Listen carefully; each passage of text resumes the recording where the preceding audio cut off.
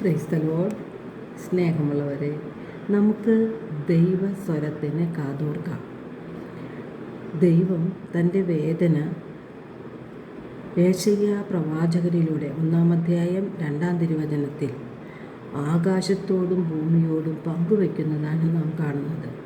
ആകാശങ്ങളെ ശ്രവിക്കുക, ഭൂതലമേ ശ്രദ്ധിക്കുക.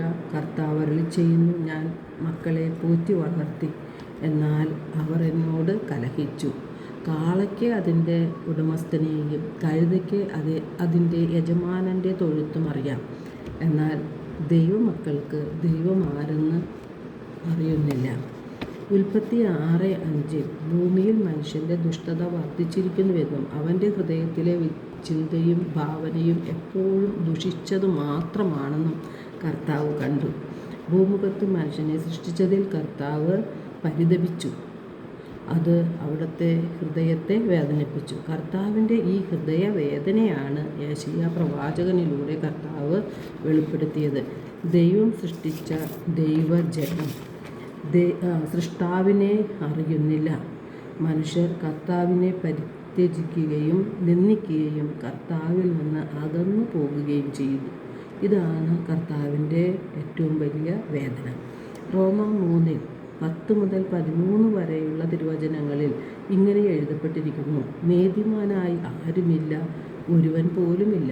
കാര്യം ഗ്രഹിക്കുന്നവനില്ല, ദൈവത്തെ അന്വേഷിക്കുന്നവനുമില്ല. എല്ലാവർക്കും വഴി തെറ്റിപ്പോയി, എല്ലാവരും ഒന്നടക്കം തെറ്റുപറ്റിയിരിക്കുന്നു. നന്മ ചെയ്യുന്നവനില്ല, അവരുടെ തൊണ്ട തുറന്ന ശവക്കുഴിയാണ്.